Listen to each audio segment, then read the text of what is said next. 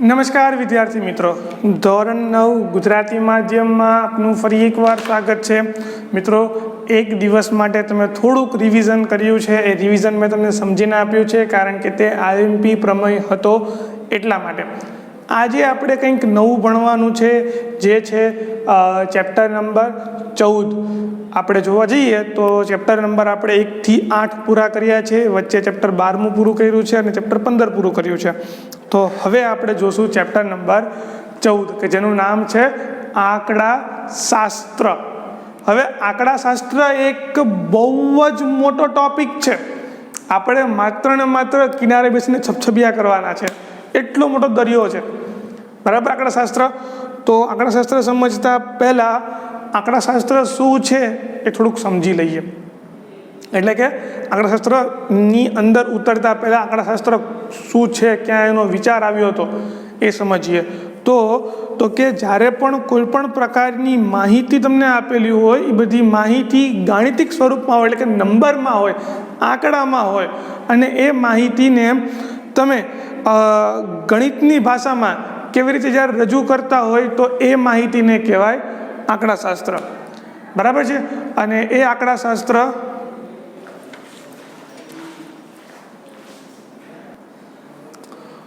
તો આંકડાશાસ્ત્રમાં કે આંકડાશાસ્ત્ર એટલે ફરીથી એકવાર આપણે ચર્ચા કરી લઈએ કે માહિતીને અર્થપૂર્ણ તારણ કાઢવાની ગણિતની એક ટેકનિકને શું કહેવાય છે? આંકડાશાસ્ત્ર. એક ટેકનિક તો ન કહેવાય, પણ એક ગણિતની એક શાખા જ કહેવાય. એ શાખાને શું કહેવાય? આંકડાશાસ્ત્ર. બરાબર છે? આવી એક વ્યાખ્યા છે આંકડાશાસ્ત્રની, ટેક્સ્ટ બુકમાં આપેલી છે, પણ જનરલી પરીક્ષામાં ક્યાંય વ્યાખ્યા પૂછાતી નથી આંકડાશાસ્ત્રની. તો વ્યાખ્યા કેવી પૂછાય છે હું તમને કહીશ, આપણે એ પણ સમજીએ. તો સૌ પ્રથમ આપણે જોયું કે નંબરની માહિતીને, આંકડાની માહિતીને, હવે માહિતી શું? પ્રશ્ન ઊભો થાય ને, માહિતી શું? ધારો કે હું વાત કરું કે તમારા ઘરમાં કેટલા સભ્યો છે, તો સભ્યો શું થયા? તો કે 5 સભ્યો છે. તમારા ભાઈબંધના ઘરે તો કે 3 સભ્યો છે. બરાબર છે? પછી તો કે એના બાજુના ઘરમાં કેટલા સભ્યો છે? તો કે તમારા ઘરની બાજુમાં કેટલા સભ્યો છે? તો એવી રીતે તમારા આખા જ સોસાયટીમાં રહેતા જેટલા પણ કુટુંબો છે, જેટલા પણ પરિવારો છે, એમાં કેટલા સભ્યો છે? તો આ સભ્યોની સંખ્યા એ શું થઈ? મારા માટે એક માહિતી થઈ. બરાબર છે? તો આવી માહિતીઓનું એકત્રીકરણ કરવાની 2 રીત છે. આપણે સીધા ચેપ્ટરમાં આવી જઈએ તરત જ. શું? તો કે જ્યારે માહિતીનું એકત્રીકરણ કરવાની 2 રીત આવે છે, તો એ 2 રીત આપણે પહેલાં સમજી લઈએ. કઈ રીત છે? તો કે પહેલી રીત છે પ્રાથમિક માહિતી. સૌ પ્રથમ તો માહિતી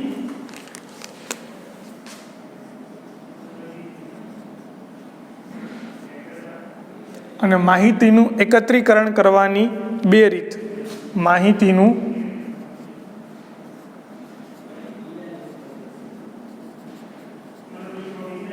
એકત્રીકરણ એની કરવાની પહેલી રીત એ છે પ્રાથમિક માહિતી. પહેલું છે પ્રાથમિક માહિતી,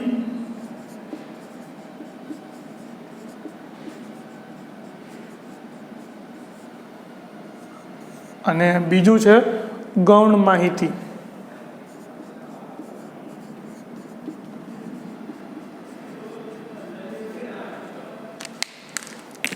ચાલો આ બંને વિશે સમજીએ. સૌ પ્રથમ તો માહિતી, તો કે જે આંકડાકીય સત્યો કે બિન આંકડાકીય સત્યો ચોક્કસ હેતુસાર એકત્રિત કરેલા હોય. હવે આંકડાકીય અને આંકડાકીય નથી એટલે કેવા? એટલે કે સંખ્યાત્મક અને ગુણાત્મક. યાદ રાખજો, સંખ્યાત્મક અને ગુણાત્મક એમ 2 પ્રકારની માહિતી છે. એટલે કે આંકડાકીય અને આંકડાકીય ના હોય તો. આંકડાકીય ના હોય તો કેવી માહિતી હોય? તો કે ઘણીવાર એક માહિતી એવી છે, દાખલા તરીકે તમે કોઈ રેસ્ટોરન્ટમાં જાઓ છો જમવા માટે, બરાબર છે? અથવા તો તમે કંઈક શોપિંગ ખરીદો છો, અથવા તો તમે કોઈક નવી મોબાઈલમાં એપ્લિકેશન ઇન્સ્ટોલ કરો છો, એના પછી તમને રેટિંગ સ્કેલ પૂછે છે કે તમે કેટલા સ્ટાર આપશો અહીંયા. તો એ જે સ્ટાર તમે જે આપો છો ને, એ એક પ્રકારની માહિતી થઈ. શું? જો તમે 5 સ્ટાર આપો એનો મીનિંગ કે તમને આ એક્સલન્ટ લાગી, અને જો તમે 1 સ્ટાર આપો તો તમને આ સારી લાગી નથી. બરાબર છે? એ પ્રકારની માહિતી. તો એવા તો બધા હજારો માણસો જ્યારે આ બધી માહિતી બધા જ એમાં અંદર ઇન્વોલ્વમેન્ટ આપે એમનું, અને એ જે બધું ભેગું થાય એને શું કહેવાય? માહિતી. જો એમાં નંબર નથી, શું આપેલા સ્ટાર આપેલા છે, 5 સ્ટાર એટલે કે એક્સલન્ટ, સમજી જાય ઓટોમેટિક જ કે જોરદાર, આ વ્યક્તિને ગમી છે, અને તમારી પ્રાઇવસી એમાં રાખવામાં આવે. બરાબર છે?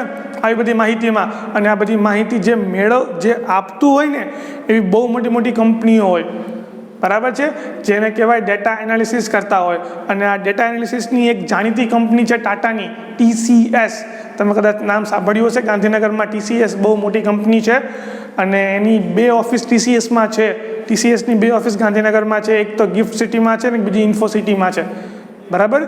તો આ કંપની એ ડેટા કલેક્ટ કરવાનું પણ કામ કરે છે, ડેટા વેચવાનું પણ કામ કરે છે, ડેટા એનાલિસિસ કરવાનું પણ કામ કરે છે, ને ડેટા એન્ટ્રી કરવાનું પણ કામ કરે છે. બરાબર છે?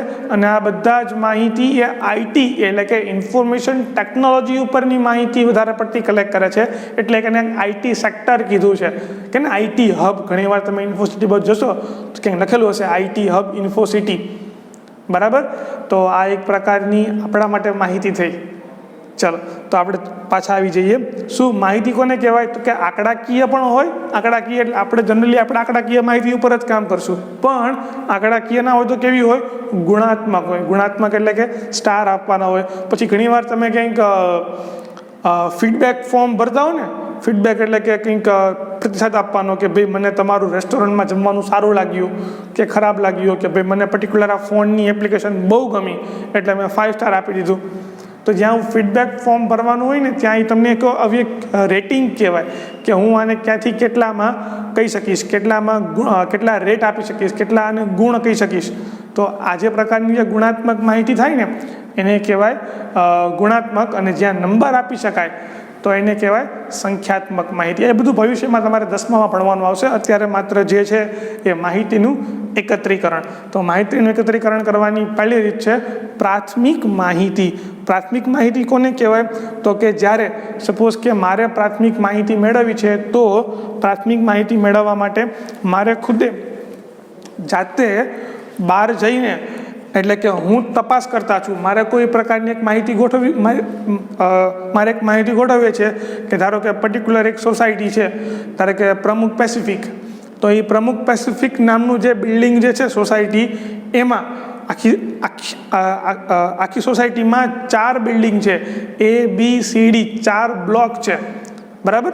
અને 4 બ્લોકમાં રહેતા બધા જ ઘરમાં કેટલા સભ્યો રહે છે એની માહિતી એકઠી કરવી છે. તો હું જાતે જાઉં, એક ચોપડો લઉં કે શું, તો કે પેલા તો બ્લોક એમાં પહેલા માળે 101, બીજે માળ એટલે પહેલા માળ 101, 102, 103 અને 104. તો કે 101માં 5 સભ્યો, અહીંયા 2 સભ્યો, અહીંયા 3, અહીંયા 4, એવી રીતે બધી માહિતી લઉં એ બિલ્ડિંગની. સપોઝ કે 5 માળ હોય તો 5 માળ સુધીના વસ્તુ થાય. પછી આ બી બ્લોકમાં એવી રીતે 5 માળના બધા ઘરે જવું. C બ્લોકમાં બધા ઘરે જવું, અને જે માહિતી ભેગી કરું તો એને માહિતીને શું કહેવાય? એ માહિતીને પ્રાથમિક માહિતી કહેવાય. પણ એની બદલે સોસાયટીની ઓફિસમાં જાઉં, જે કોઈ પણ સોસાયટીનો સેક્રેટરી કે એના જે કામકાજ સંભાળતો હોય એને જઈને કહું કે તમારી સોસાયટીમાં દરેક બ્લોકની અંદર, દરેક ઘરની અંદર કેટલા સભ્યો રહે છે એની માહિતી મને આપો. તો એની પાસે માહિતી હોય કે ના હોય? હશે જ. તો એ માહિતી જે છે, તો જો હું જાતે તપાસ કરીને માહિતી મેળવું એને કહેવાય પ્રાથમિક માહિતી. અને હું જો કોઈ એક પ્રકારે કોઈ એક વ્યક્તિએ માહિતી એકત્રિત કરેલી છે, ગોઠવેલી છે, મેળવેલી છે, અને એની પાસેથી હું લઉં માહિતી અને જોવું અલગથી કે આ બધામાંથી 2 ઘરવાળા, એટલે કે 2 વ્યક્તિ હોય એટલા કેટલા ઘર છે, કારણ કે મારે 2 વ્યક્તિવાળા ઘરનું જ કામ છે. બરાબર છે? તો એના ઉપરથી હું બીજી માહિતી બનાવું, એને શું કહેવાય? ગૌણ માહિતી. તો જ્યારે જાતે હું કલેક્ટ કરવા જાઉં, જાતે હું માહિતી ભેગી કરવા જાઉં તો એને કહેવાશે પ્રાથમિક માહિતી. અને જે કોઈએ પહેલેથી જ એકત્રિત કરેલી હોય એનો ઉપયોગ કરીને હું એને ફરી પાછું રિકન્સ્ટ્રક્ટ કરું, અથવા તો એનો ઉપયોગને એમને હું સ્વીકારી લઉં, તો એ માહિતીને કહેવાય ગૌણ માહિતી. બરાબર છે? ચલો, તો આ પ્રાથમિક માહિતી અને ગૌણ માહિતી ઉપર આપણે સ્વાધ્યાય 14.1 આપણે ગણવાની શરૂઆત કરીએ. બહુ બેઝિક છે, બહુ બેઝિક છે. આપણે ખાલી વાત જ કરવાની છે, એમાં નવું વધારે પડતું કંઈ આગળ ભણવાનું નથી. શું કહે છે પહેલો પ્રશ્ન? તો કે સ્વાધ્યાય 14.1નો પહેલો પ્રશ્ન એવો કે છે કે તમે રોજિંદા જીવનમાં એકત્ર કરી શકો તેવી માહિતીના 5 ઉદાહરણ આપો. હવે રોજિંદા જીવનમાં તમે ઉપયોગ કરી શકો એવી 5 માહિતી અથવા તમે એનો એકત્રિત કરી શકો એવી 5 માહિતી. તો જવાબ પહેલું, માહિતી કીધી ને આપણને, તો કે તમે ટીવીમાં અથવા તો છાપામાં એક પ્રકારની માહિતી તમે જોવો છો. કઈ માહિતી? તો કે ચૂંટણીનું પરિણામ, કે ભાજપને આટલા મત મળ્યા. મૂળ તો ગણતરી જ ને, બરાબર છે. અને આ ગણતરીમાં શું કહેવાય? તો કે ભાજપને જેટલા મત મળ્યા છે એ બધા જ મત કયા ફેવરમાં છે? તો કે કુલ મત આટલા થયા, જેમાંથી ભાજપને આટલા, કોંગ્રેસના આટલા, અન્યના આટલા. આવી પ્રકારની માહિતી જે આવતી હોય છે ને ટેબલમાં, બરાબર છે, એ ટેબલમાં પણ લખેલી હોય છે. ઘણીવાર આવી રીતે આ બાજુ પણ એવું પણ ટેબલ બનાવેલું હોય છે. તો એવા બધી પ્રકારની માહિતી તમે એકત્રિત કરી શકો.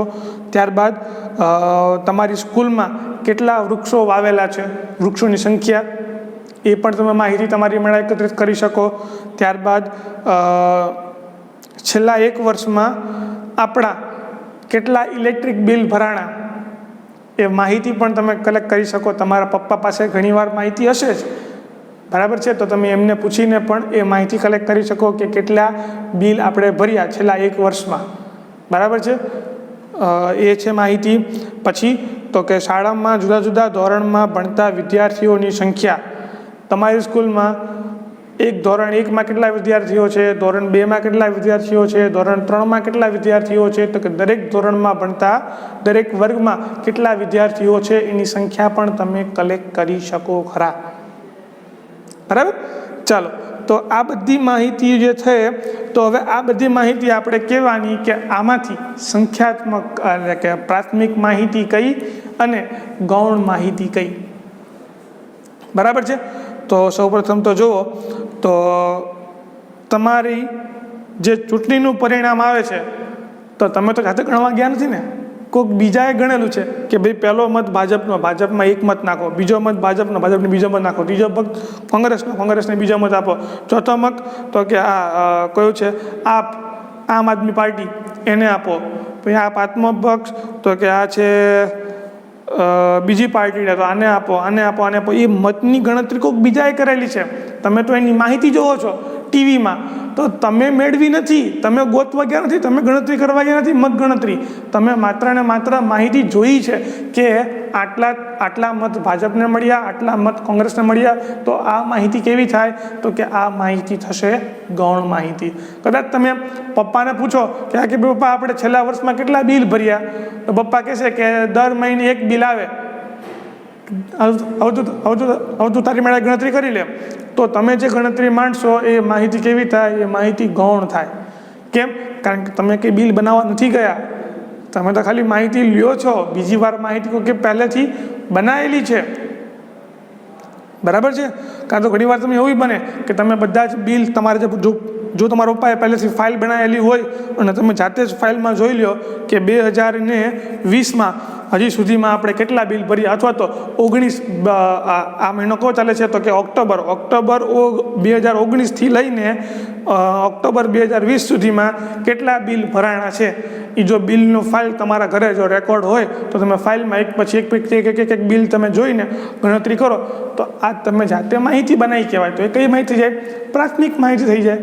પછી આપણે બીજું ઉદાહરણ એ કહ્યું હતું કે તમારી શાળામાં ઉગાડેલા છોડ, તમે કેટલા છોડ ઉગાડ્યા છે ગણવા માંડો. 1 2 3 4 5 6 7 8 9 10 11 12 13 14 15, અચ્છા 20 છે, 20 છોડ અમારી શાળામાં ઉગાડેલા છે એમ કહેવાય, બરાબર. તો આ માહિતી તમે જાતે કલેક્ટ કરી, પ્રાથમિક માહિતી કહેવાશે, બરાબર છે. બીજો એક્ઝામ્પલ કે તમારી શાળામાં કેટલા વિદ્યાર્થીઓ ભણે છે. હવે તમે શું કરશો? તો કે ક્લાસમાં જઈને કોઈ છોકરાને પૂછશો કે ભાઈ તારા ક્લાસમાં કેટલા વિદ્યાર્થીઓ છે, કે તમે ગણશો 1 2 3 4 5 6 7 8 9 10 11 12 13 14 15 16. ઘણા હોય તો ગણી પણ લે, પણ ગણવાથી વાર લાગે એટલે આપણે શું કરીએ, કોઈને પૂછી લઈએ, ભાઈ તમે ક્લાસમાં કેટલા વિદ્યાર્થીઓ છે કુલ થઈને? કેમ? તો કે મારે દરેકને ચોકલેટ વેચવી હતી ને એટલા માટે, બરાબર, એમ પૂછી લ્યો. પછી તો કે ભાઈ આ ક્લાસમાં તો 30 જણા છે, બીજા ક્લાસમાં તો કે 35 છે, ત્રીજા ક્લાસમાં તો કે 40 છે. માહિતી તમને મળી ગઈ. તો તમે બીજાને પૂછીને થોડીક માહિતી ભેગી કરી તો કેવી કહેવાય? એ ગૌણ માહિતી થશે, પ્રાથમિક માહિતી થશે નહીં, બરાબર. અને બીજી વસ્તુ કે તમારી પરીક્ષામાં તમે કેટલા ટકા પરિણામ મેળવ્યું આખા વર્ષનું, એ ગણતરી તમે જાતે કરી શકો તમે ધારો તો એ માહિતી કેવી માહિતી થાય? પ્રાથમિક માહિતી. આવો તો ઢગલો એક્ઝામ્પલ છે, પણ આપણે બધા એક્ઝામ્પલ બહુ બધા ડિટેલમાં જોવા નથી. આના 1 કે 2 MCQ કદાચ પૂછાઈ જાય તો એ તમને આવડવું જોઈએ કે આ પ્રાથમિક માહિતી છે કે ગૌણ માહિતી છે, બરાબર. ચલો, ત્યારબાદ આગળ છે તો કે માહિતી આપણે ભેગી તો કરી દીધી, હવે એ માહિતીને મારે રજૂઆત કેવી રીતે કરવાની? સો માહિતીની રજૂઆત કરવા માટે સૌપ્રથમ તમને માહિતીનો વિસ્તાર ખબર હોવી જોઈએ. અને બીજું કે માહિતી આપણે અહીંયા 2 પ્રકારે જોશું. માહિતી હંમેશા 2 પ્રકારે જોવાય, એક સિંગલ, એક હારમાં જોઈ શકાય, અથવા તો તમે એને ટેબલમાં એટલે કે કોષ્ટકમાં રિપ્રેઝેન્ટ કરી શકો, બરાબર છે. તો આ 2 પ્રકારની માહિતી છે અને આ 2 માહિતી આપણે હવે આગળ સમજવાની છે. એ પહેલાં આપણે સમજવું શું વિસ્તાર કોને કહેવાય, અને આપણે બધી વાત કરીશું આંકડાકીય માહિતીની. ગુણાત્મક માહિતીની વાત આપણે અહીંયા કરવાની નથી, પહેલાં કહી દો. ચલો, આજનો આપણો પહેલો ટોપિક રહેશે હવે વિસ્તાર.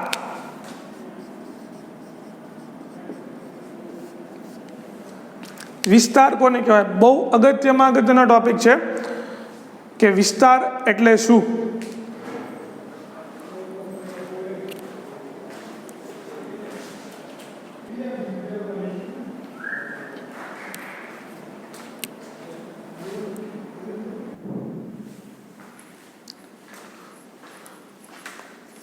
તો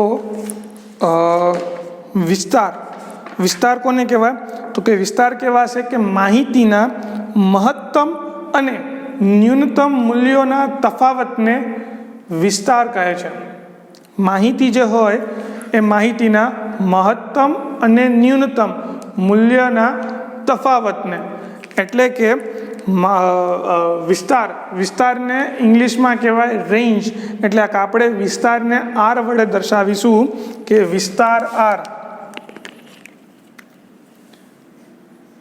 વિસ્તાર બરાબર માહિતીની maximum value minus minimum value.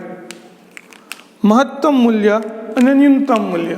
મહત્તમ મૂલ્ય શું છે એ જોઈ લેવાનું તમારે, અને ન્યૂનતમ મૂલ્ય શું છે એ ચેક કરી લેવાનું, અને બંનેની કરો બાદબાકી એટલે તમને શું મળે?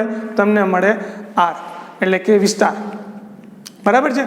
ચાલો, તો ઉદાહરણ નંબર 1 જુઓ. હવે શું? તો કે ગણિતની એક કસોટીમાં 10 વિદ્યાર્થીઓએ મેળવેલા ગુણ નીચે પ્રમાણે છે કે એક વિદ્યાર્થીને ગુણ મળ્યા 55, બીજાને 36, ત્રીજાને 95, એમ 10 વિદ્યાર્થીઓની માહિતી તમને આપેલી છે અને આ માહિતીનો વિસ્તાર તમારે ગોતવાનો છે. તો વિસ્તાર શું થશે? વિસ્તાર એટલે કે સૌથી મોટી વેલ્યુ માહિતીમાં કઈ છે? જુઓ તો સૌથી મોટી વેલ્યુ એટલે કે અહીંયા સૌથી મોટી વેલ્યુ 95, એના સિવાય બીજી કોઈ છે નહીં. આ સૌથી મોટી વેલ્યુ મેક્સ ટુ મેક્સ. ચલો, મિનિમમ સૌથી નાની વેલ્યુ કેટલી છે? તો કે 36, એના સિવાય બીજી નાની 25, 25થી નાની ના, ચલો કોઈ નથી, આ વેલ્યુ નાની, બરાબર છે. તો કે આનો વિસ્તાર શું થવાનો? આ ખાલી આટલું જ લખવાનું કે વિસ્તાર બરાબર, અથવા તો R બરાબર મહત્તમ મૂલ્ય માઇનસ મિનિમમ મૂલ્ય. મહત્તમ એટલે કે 95, મિનિમમ એટલે કે 25. 95માંથી 25 જાય, જુઓ તો કેટલા આવશે? તો કે 95માંથી 25 જાય તો જવાબ આવશે 70. એટલે કે આ તમારી વિસ્તાર થયો, કે આ માહિતીનો વિસ્તાર કેટલો છે? તો કે માહિતીનો વિસ્તાર છે 70 સુધીનો છે. ઇઝી. ચલો, ત્યારબાદ માહિતીનું વર્ગીકરણ કરવાનું. માહિતીને રજૂ કરવાની આપણે ટેકનિક જોઈ રહ્યા છીએ, જેની અંદર આપણે વિસ્તાર પહેલાં ગોઈતો, અને હવે એને કઈ રીતે હું વર્ગીકરણ કરી શકું? તો કે માહિતીની 2 પ્રકારે વર્ગીકરણ થાય છે. વિસ્તાર સમજ્યા બાદ માહિતીનું વર્ગીકરણ.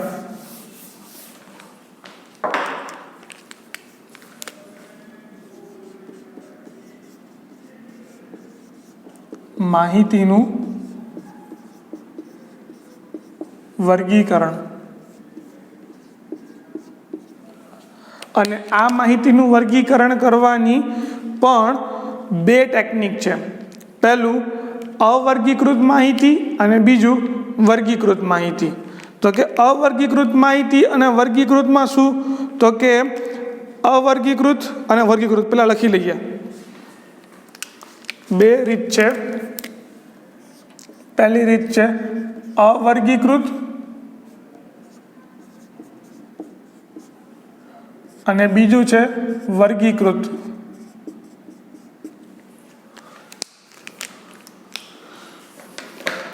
તો કે અવર્ગીકૃત કોને કહેવાય? પહેલા હું વ્યાખ્યા વાંચું છું કે માહિતીમાં ચલની કોઈ નિશ્ચિત કિંમત n વખત આવતી હોય તો માહિતીને શું કહેવાય?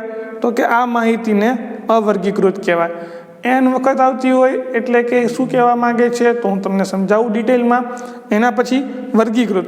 તો કે જ્યારે બહુ મોટી સંખ્યામાં માહિતી હોય અને ત્યારે તમે જેને રજૂઆત કરો વર્ગમાં, વર્ગ પાડીને, તો એને શું કહેવાય? વર્ગીકૃત. અને જેમાં વર્ગ ના પડે, કોઈ પણ એક રિપીટ થાય, એને કહેવાય અવર્ગીકૃત. તો કે વર્ગીકૃત અને અવર્ગીકૃત આ બંને પ્રકારની માહિતીને આપણે એક સાથે જો સમજવી હોય તો તમારે અહીંયા માત્ર ને માત્ર એક વસ્તુનો ધ્યાન રાખવી પડે.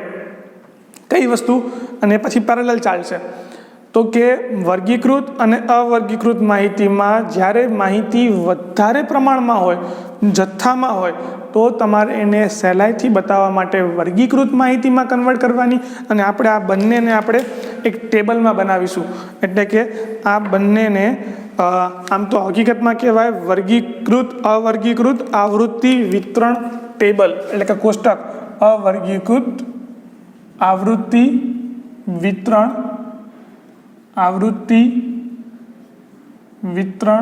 કોષ્ટક. અને આ થશે વર્ગીકૃત આવૃત્તિ વિતરણ કોષ્ટક.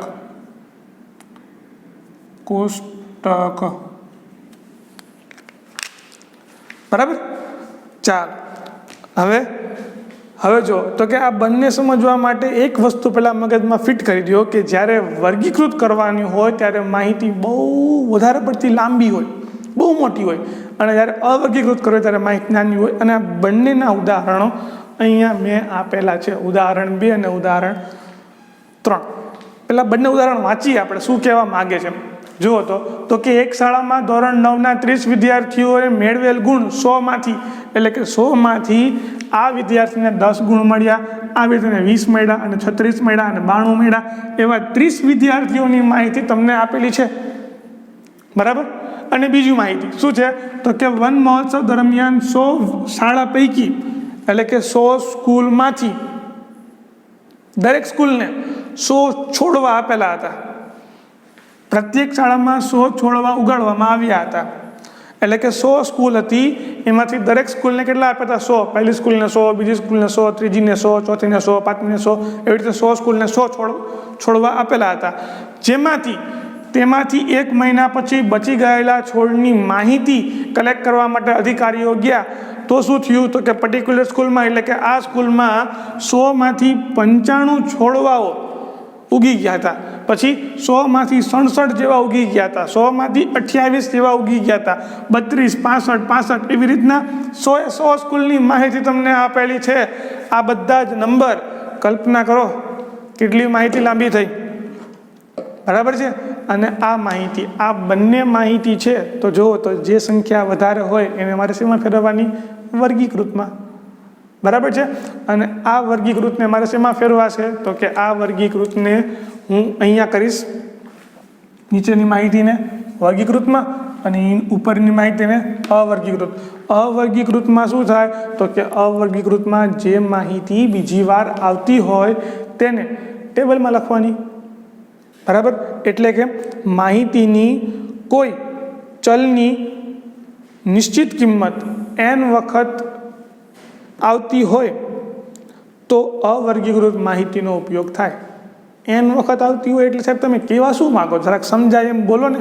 તો જુઓ, આપણે વધારે પડતું ડિસ્કસ નથી કરવું, આપણે સીધા જ ઉદાહરણ નંબર 2 પહોંચી જઈએ. ઉદાહરણ નંબર 2 શું કહે છે? તો કે આ માહિતીને મારે એક ટેબલમાં રજૂ કરવાની છે. તો સૌ પ્રથમ તો ગુણ આપણે જોઈ લઈએ. પહેલાં તો વિસ્તાર ગોતી લેવાનો, કેટલો વિસ્તાર છે એ આપણે સમજી લઈએ. બરાબર છે? દરેકમાં જો વિસ્તાર ગોતો તો સારું, કીધો હોય તો, ના કીધો હોય તો ના ગોતો તો ચાલે. પણ આપણે સમજવા માટે પહેલાં 1-2 એક્ઝામ્પલમાં વિસ્તાર ગોતીશું. તો વિસ્તાર જુઓ તો શું થશે આ માહિતીમાં? ઉદાહરણ નંબર 2 તો કે સૌથી વધારેમાં વધારે માહિતી કેટલી છે, નંબર કેટલો છે? તો કે હજી સુધી 92, 95 સૌથી મોટો. એનાથી પછી મોટું કોઈ છે? કોઈ ના નથી. સૌથી નાની માહિતી કેટલી છે? તો કે સૌથી નાની તો આ 10 જ લાગે છે, 10થી નાની બીજી કોઈ છે જ નહીં. તો કે આ 10 સૌથી નાની છે. તો વિસ્તાર શું થવાનો? વિસ્તાર થશે, વિસ્તાર બરાબર 95 - 10 એટલે આ થશે 85. આ શું થયો? મારો વિસ્તાર. હવે મારે ચાલુ કરું છું ઉદાહરણ નંબર 2 કે આ માહિતીને મારે અવર્ગીકૃત ટેબલમાં બતાવી છે. અવર્ગીકૃત ટેબલમાં એટલે કે માહિતી બહુ નાની છે આમ જોવા જઈએ તો, પણ હું આને ટેબલમાં દર્શાવું છું. ટેબલમાં એટલે કેવી રીતે દર્શાવું છું? ટેબલમાં એટલે કે આ માહિતી કેટલી વખત આવે છે.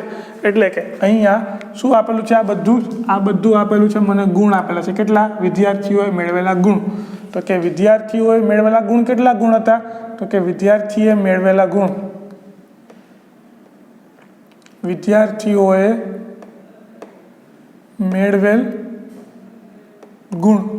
અને અહીંયા લખશું આપણે કે વિદ્યાર્થીઓની સંખ્યા. એટલે કે શું સાહેબ કહેવા માંગો તમે? કંઈ હજી ખબર નથી પડતી તો કશો વાંધો નહીં. આમાં સૌથી નાની વેલ્યુ કેટલી છે જુઓ તો કે 10. પહેલાં 10 લખો. 10 પછી કઈ સંખ્યા આવે છે જુઓ તો કે 10 પછી આવે છે, આપણે એક ઉડાડતા જઈએ અને પછી લખતા પણ જશું સાથે સાથે. બરાબર? ચાલો, તો કે 10 આવી ગયા. એના પછી આવે છે હવે 20. ચલો 20 પણ લખી નાખો. તો કે 20 આવી ગયા. પછી છે અહીંયા 36. 36થી બીજી કોઈ મોટી સંખ્યા, એનાથી કોઈ નાની સંખ્યા ખરી હવે? તો કે અહીંયા બધી રીતે જોઈ લો તો કે ના, કોઈ નથી. પણ 36 અહીંયા 3 વાર આવે છે, એટલે કે આ 1, 2 અને 3 વાર. તો કે અહીંયા આ 36 કેટલી વાર આવે છે? લખી નાખો અહીંયા 3 વાર. આ 20 એક વાર હતું, આ પણ કેટલી વાર હતું? 1 વાર. એટલે કે 10 ગુણ મેળવનાર એક વિદ્યાર્થી છે. વિદ્યાર્થીઓની સંખ્યા 1 વિદ્યાર્થી. 36 ગુણ મેળવનાર કેટલા છે? 3 વિદ્યાર્થી. ખ્યાલ આવે છે? આ માહિતી મેળવવાની ટેકનિક છે.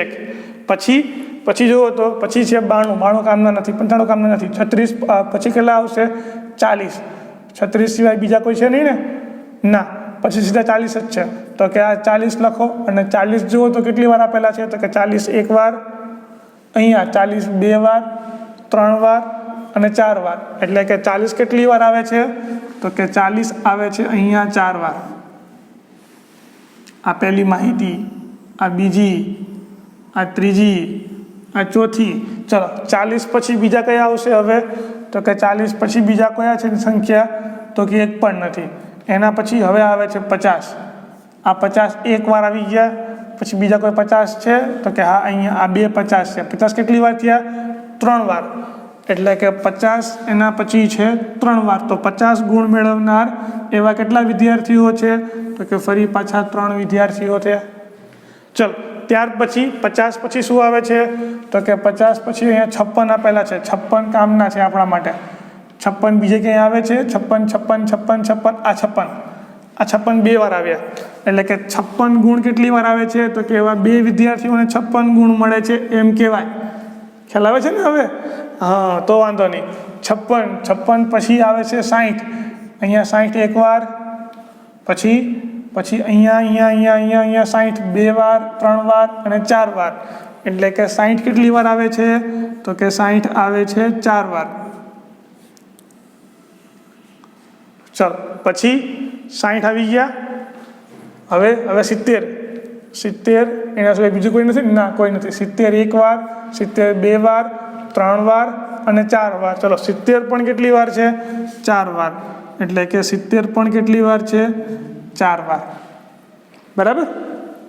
પછી 70 પછી અહીંયા જો ઉપરની લાઈનમાં બધા આવી ગયા, ખાલી આ 2 બાકી છે.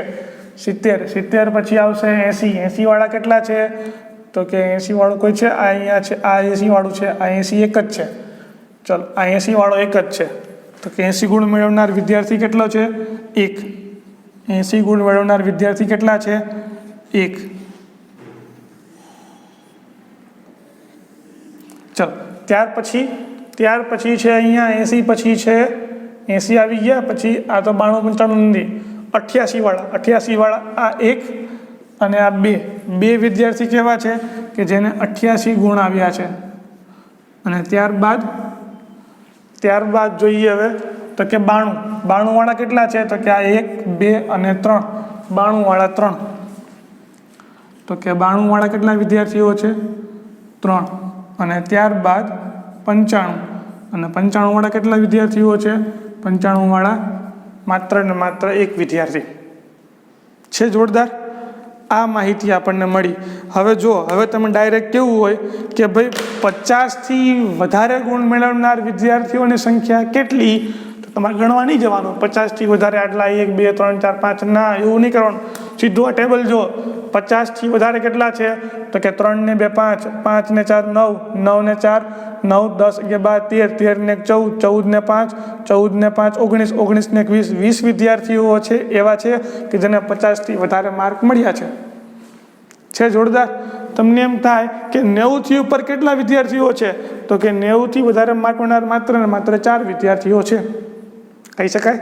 તો આવી રીતે તમે આ માહિતીને તમે આરામથી જોઈ શકો. તો આને એક ગોઠવવાની ટેકનિકને શું કહેવાય?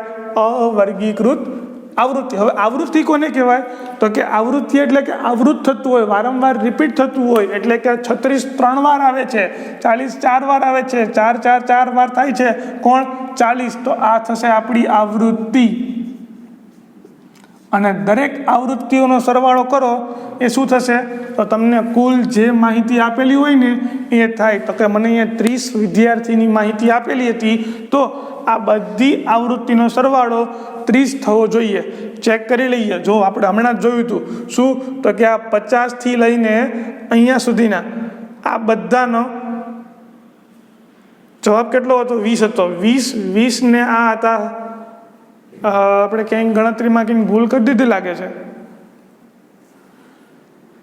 1 1 4 1 1 3 4, એના પછી છે 3 2, એના પછી છે 4 4, એના પછી છે 1. કે ખરા અહીંયા મારે 72 લખવાના રહી ગયા છે. 70 4 વાર છે, 70 પછી 72 પણ છે. 70 4 વાર અને એના પછી 72 1 વાર.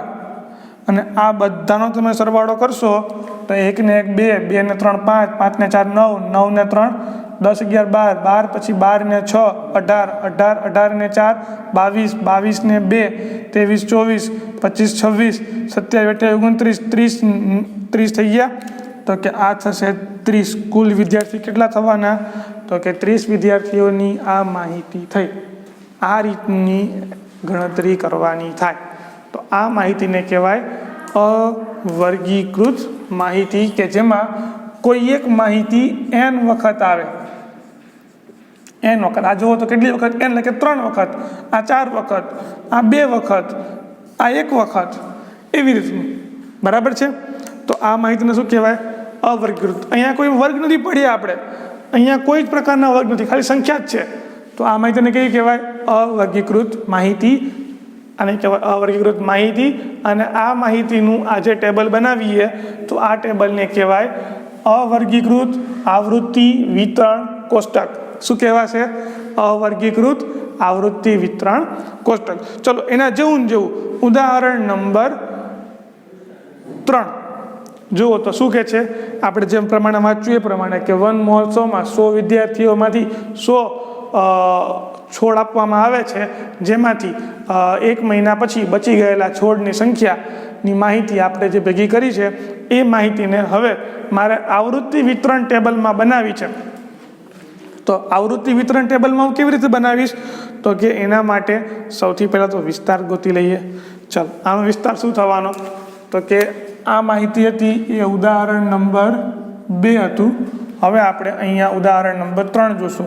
તમને એમ થાય કે સાહેબ આ 30 વગાડી માહિતી માટે તમે આવડું મોટું ટેબલ બનાવ્યું, તો આ 100 માટે તમે કેવડું મોટું ટેબલ બનાવશો? તો એના માટે આટલા ટેબલમાં માહિતી આપણી હમી જશે, ચિંતા કરતા નહીં. પહેલાં કહી દઉં.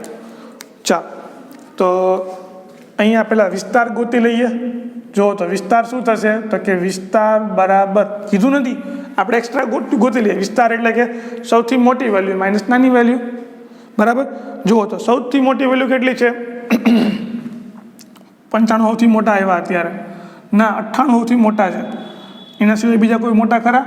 98 પછી બીજું કોઈ મોટી વેલ્યુ કિંમત? 98. એનાથી બીજી કોઈ મોટી કિંમત છે હવે? ના, નથી દેખાતી. ઓકે, સૌથી મોટા કેટલા છે અહીંયા? 98. અને સૌથી નાની વેલ્યુ જોવો તો કેટલી છે? તો કે નાની વેલ્યુ અહીંયા ઉપર 28 મળી. ચલો, એનાથી નાની વેલ્યુ બીજી કોઈ દેખાય છે અહીંયા? જોતા જજો કે નાની વેલ્યુ આવે છે 28 થી.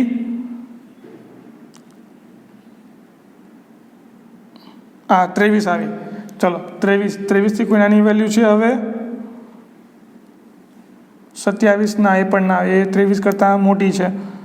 કે 23 વેલ્યુ કેવી છે? નાની. આ 23 મળી આપણને, આ કેવી છે? નાની. તો શું કરવાનું? તો કે 98 - 23. 98 - 23 તો કેટલા વધશે? અહીંયા 5 અને 7 75. આ શું થયું? આ માહિતીનો વિસ્તાર થયો. બરાબર. અને હવે આને હું શું કરું છું? તો કે વર્ગ પાડી દઉં. તો મિત્રો, વર્ગ કેવા પડશે? તો કે વર્ગ હંમેશા પડશે આ રીતના. અહીંયા વર્ગ, ત્યાર પછી અહીંયા આપણે કરીશું આવૃત્તિ ચિહ્ન. એ કેવી રીતે કરવું એ પણ હું સમજાવું છું અત્યારે જ. અને પછી આવશે અહીંયા આવૃત્તિ. હવે શું છે?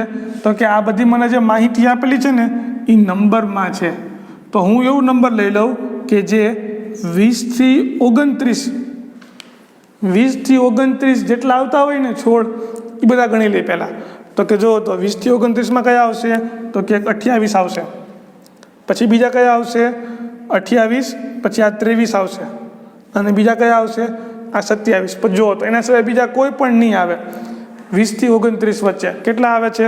3. ગણતું જવાનું. 1 આવ્યું તો અહીંયા 1. 28 પછી બીજું કયું? 23 આવ્યું હતું તો અહીંયા 23. એના પછી બીજું કયું? 27 આવ્યું તો 27. કેટલા હતા? 3. તો 3 તમારે ગણીને લખી નાખવાના. કેટલા હતા? તો કે 1, 2 ને 3. પછી બીજો વર્ગ કરવાનો. 29 પછી શું આવે? તો કે 30. તો કે 30 થી લઈને 29 વચ્ચે કેટલી માહિતી છે જુઓ તો કે હવે જ ગણવાની આપણે. તો કેટલી થવાની પહેલી લાઈનમાં? તો કે અહીંયા 1 અને 2. એટલે કે હું અહીં ટેલી માર્ક બનાવું છું. આને કહેવાય ટેલી માર્ક, આવૃત્તિ ચિહ્ન. 1 અને 2 પહેલી લાઈનમાં કેટલા હતા? 2. પછી ત્રીજી લાઈનમાં કેટલા? એના પછી લાઈનમાં કેટલા છે? તો કે આ 1, 2. બીજી લાઈનમાં 2 છે. તો અહીંયા 1 અને 2. પછી એના પછીની લાઈનમાં કેટલા છે? તો કે એના પછીની લાઈનમાં 1. જ્યારે પણ તમે આવી રીતે આવૃત્તિ ચિહ્ન લખતા હોય તો 1, 2 ને 3, 4 લીટા કર્યા પછી જો 5મો ગણવાનો આવે તો 5મા ઉપર આડો લીટો મૂકી દેવાનો. એટલે કે શું? એટલે કે બાંધો બની ગયો. આ 1, 2, 3, 4, આ 5 આડા. 1, 2, 3, 4, 5 આડા. કેટલા થયા? તો કે આ 5 ને 5 10. ગણતરી કરવી આપણી સહેલી પડે એટલા માટે. બરાબર છે. તો જુઓ તો આપણે આ 3 લાઈનમાં થઈ ગયા 5. પછી જુઓ તો એના પછીની લાઈનમાં કેટલા છે? તો કે એની પછીની લાઈનમાં 3 વાળો કોઈ નથી.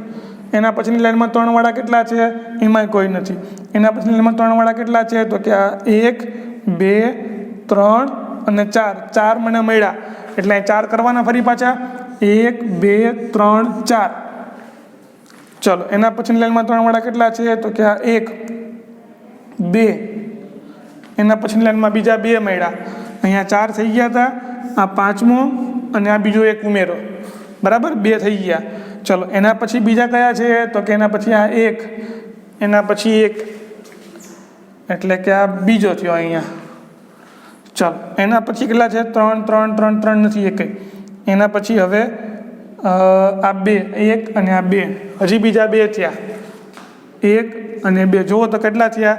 તો કે એક બાંધો બીજો બાંધો 5 ને 5 10 અને બીજા 4 એટલે આનો થશે 14. કેટલા થવાના? 14. ચાલો એવી રીતે બીજું કેટલા? 39. હવે કેટલા આવશે? તો કે 40 થી 49 વચ્ચે કેટલા છોડ હશે જુઓ તો કે પહેલી લાઈનમાં જુઓ તો 4ની લાઈનવાળું કોઈ છે? ચોગડાવાળું નથી, કોઈ નથી. બીજી લાઈનમાં આ 1 2 3 4 કેટલા છે? અહીંયા 4 થવાના. 1 2 3 4. એના પછી ત્રીજી લાઈનમાં તો કે ત્રીજી લાઈનમાં ચોગડાવાળું આ 1 એટલે કે 5. આ 1 કપી દીધું. પછી એના પછીની લાઈનમાં કેટલા છે?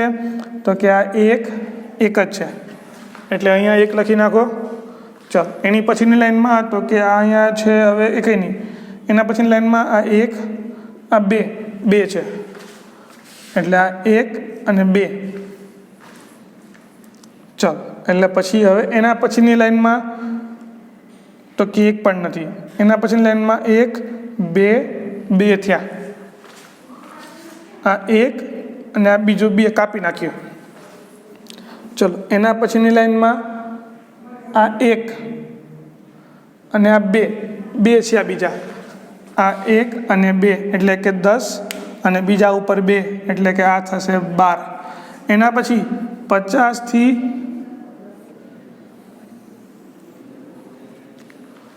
59 વચ્ચે કેટલા છે? ગણીએ જુઓ તો કેટલા થવાના? અહીંયા તો કે અહીંયા 1 પણ નથી, અહીંયા પણ 1 પણ નથી, અહીંયા પણ 1 પણ નથી, અહીંયા ઓકે અહીંયા 1 તો 1 લખો. અહીંયા ટેલી માર્ક 1 બનાવો. પછી એના પછીની લાઈનમાં તો કે અહીંયા છે આ 1 2 3 એટલે કે 2 અને 3 1 2 અને 3. ચાલો અહીંયા થઈ ગયું. આ 2 પણ કપાઈ ગયા. ચલો ત્યારબાદ આ લાઈનમાં કેટલા છે? તો કે 1 પણ નથી. એના પછીની લાઈનમાં કેટલા છે? 1 પણ નથી. એના પછીની લાઈનમાં તો કે આ 1 2 અને 3 ફરી પાછા 3 આવ્યા તો કે આ 1 2 અને 3 એટલે કે આ થશે 7. જુઓ તો 7 થાય છે. હજી કાંઈ આપણે રહી ગયું નથી ને? એ કંઈ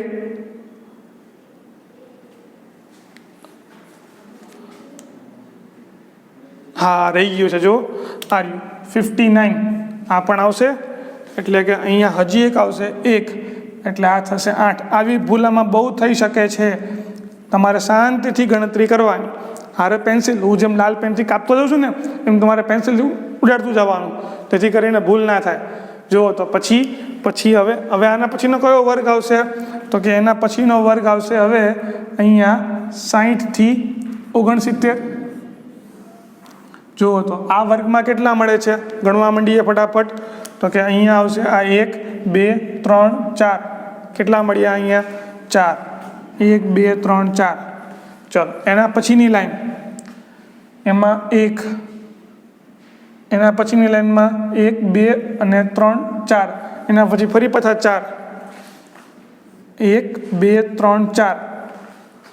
ચલો એના પછીની લાઈનમાં તો કે 1 2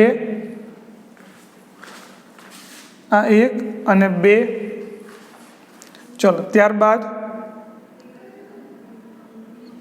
હવે કયા આવે છે? તો કે આ 1 2 ફરી પાછા 2 1 અને 2. ચલો ત્યારબાદ ક્યાં હતા આપણે? આટલા હતા. 1 અહીંથી ઉડાડ્યું હતું, 1 અહીંથી ઉડાડ્યું હતું. હવે આ લાઈનમાં પહોંચ્યા તો કે અહીંયા છે 1 એના પછીની લાઈનમાં 2 અને 3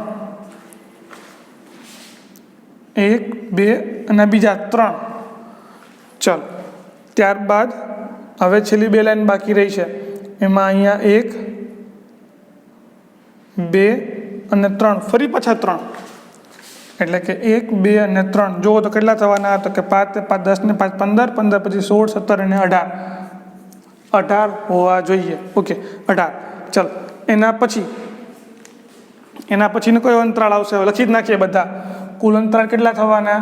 તો કે હવે આવશે એના પછીનો 70 થી લઈને 79, પછી 80 થી લઈને 99 એટલે કે 89, અને 89 થી લઈને એટલે કે 90 થી લઈને 99, 90 થી લઈને 99. ચલો આટલા આપણે ગોતવાના છે. 3 ગોતી લઈએ ફટાફટ. જુઓ તો શું થશે? તો કે હવે 7 વાળા ગોતો. તો કે અહીંયા છે આ 1, આ 2, 3, 4, 5. 5 લખી નાખીએ પહેલાં તો કે 1, 2, 3, 4, 5. ચાલો ત્યારબાદ અહીંયા આવશે 1, આ 2, 3,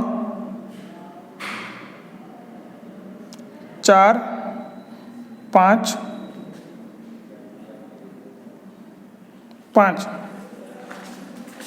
એટલે કે 1, 2, 3, 4 અને 5 તો 10. ચલો આ થઈ ગયા 10 લખાઈ ગયા. ચલો હવે 8 વાળા એટલે કે 80 થી લઈને 89 સુધી 89.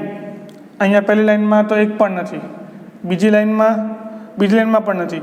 પછી અહીંયા 1, આ 2 થયા, 3, 4, 5.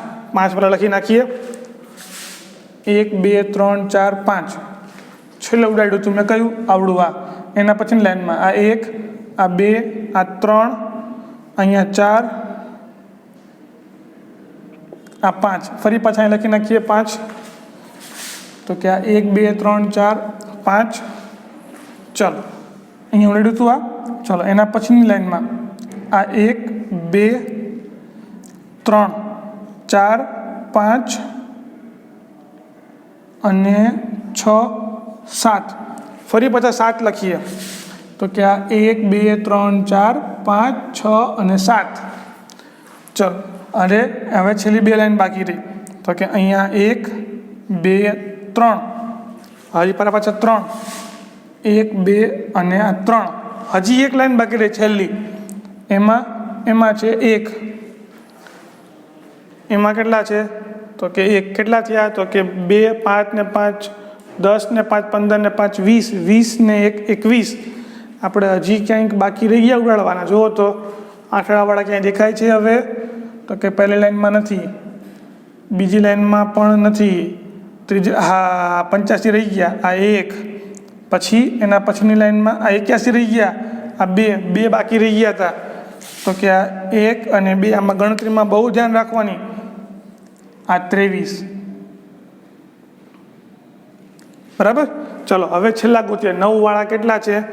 તો કે ગણી લો ફટાફટ. આ 1, 2, 3, 4, 5. તો કે પહેલાં 5 બનાવી દો. 1, 2, 3, 4, 5. ચલો ત્યાર પછી છે હવે અહીંયા 1, 2, 3, 4, 5, 6, 7. બીજા 7 બનાવી દઉં. તો કે 1, 2, 3, 4, 5, 6 અને 7. જુઓ તો કુલ કેટલા થયા? તો કે કુલ થયા 12. તો કે 12 આવે છે. હા 12 આવે છે. અને હવે તમે આ બધાનો સરવાળો કરો તો આ થઈ આવૃત્તિ અને અહીંયા વર્ગ છે એટલે કે આને કહેવાય વર્ગીકૃત આવૃત્તિ વિતરણ. હવે તમને એમ કહું કે હું અહીંયા કે 50થી વધારે છોડ હોય એવા કેટલી શાળાઓ છે? તો આ બધી શાળામાં કરવાનો સરવાળો આ કેટલા છે? 50થી વધારે છોડવાળી શાળા છે ઇઝી. ચાલો તો આજના દિવસ પૂરતું આપણે આટલું રાખીએ છીએ. હજી પણ થોડીક બીજી માહિતી આમાં ડિસ્કસ કરવાની છે. એ આજે નથી કરતા આપણે ડિસ્કસ કરીશું આવતીકાલે નેક્સ્ટ વિડીયોમાં. બરાબર છે? તો ચલો મિત્રો આજના ભાગમાં બસ માત્ર આટલું. છેલ્લા 10-15 મિનિટનો વિડીયો બહુ આઈએમપી છે, તમે બીજી વાર જોઈ લ્યો. એક રિક્વેસ્ટ કરીને કહું છું, નેક્સ્ટ ક્લાસમાં થોડું ઘણું વધારે પડતું ડિટેલમાં સમજાવીશ, પણ હવે ડાયરેક્ટ તે વર્ગીકૃત અને અવર્ગીકૃત માહિતી જ લઈશ. સીધા જ વર્ગ વિશે હું ચર્ચા કરીશ. બરાબર છે? ચલો તો મળીએ આપણે નેક્સ્ટ ભાગમાં. ત્યાં સુધી આવજો.